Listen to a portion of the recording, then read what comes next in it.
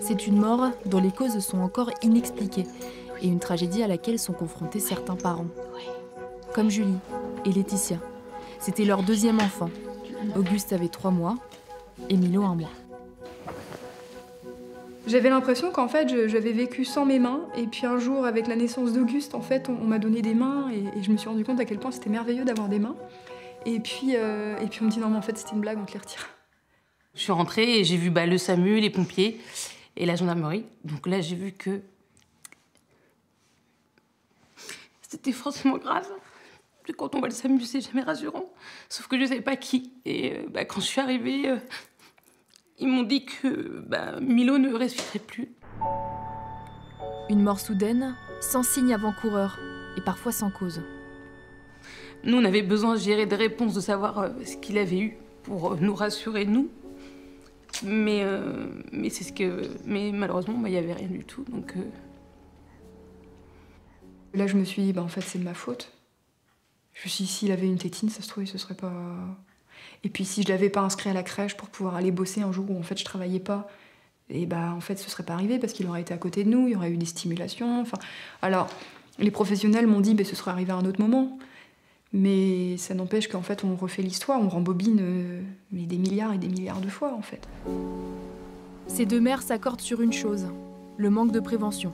Le petit papier qu'on a en sortant de la mater, et en général, en plus, on a tellement de papiers qu'au final, avec le fait de... Sachant que je l'ai revécu encore il n'y a pas longtemps, donc le fait qu'on rentre, et puis on a beaucoup de choses, des papiers à gérer, au final, on n'y fait pas forcément attention. On n'en parle pas beaucoup, quoi. À aucun moment on m'a parlé de mort inattendue. Je savais que ça existait parce que... Enfin voilà, on s'intéresse un peu à tout, mais j'ai pas le souvenir qu'on m'en ait parlé. C'est pour cette raison que le centre de référence de la mort inattendue du nourrisson à Caen bataille chaque jour pour faire passer son message. Mais surtout, elle fait que 2,4 kg, elle a un bit comme ça. Dans ces locaux au CHU travaillent 2 puéricultrices, une psychologue et une pédiatre, Dr Transo. Depuis 20 ans, elle a fait de la mort inattendue du nourrisson son combat. Elle déplore qu'après toutes ces années, certaines pratiques ont encore la peau dure. Parce qu'il y a des messages et des contre-messages. Les parents, ils ont une information, puis après, ils ont plein d'autres informations, que ce soit les réseaux sociaux, les familles, les magasins de puériculture. Tout ce qu'on essaye de vous vendre, par exemple, il y a beaucoup de matériel qui peuvent être dangereux et qui ne sont pas du tout en adéquation avec les recommandations en matière de couchage. En Basse-Normandie, l'année dernière, 9 morts inattendues du nourrisson ont été recensées. Il reste des situations de mort inattendue qui restent inexpliquées malgré un bilan bien conduit, complet et sans facteur de risque, bien sûr. C'est pour ça que les recherches continuent pour essayer de mieux comprendre pourquoi ces enfants décèdent. Et puis, dans 50% des cas, la seule explication qu'on trouve, c'est l'erreur de couchage. Donc, par contre, les messages de prévention, on les voit avancer, mais c'est pas encore 100%. Quoi. Donc il y a encore du travail, oui. Et la prévention arrive dès le commencement, à la maternité. Bonjour, je suis le Dr Transo, je suis le pédiatre. Il est magnifique, tout calme. Oui.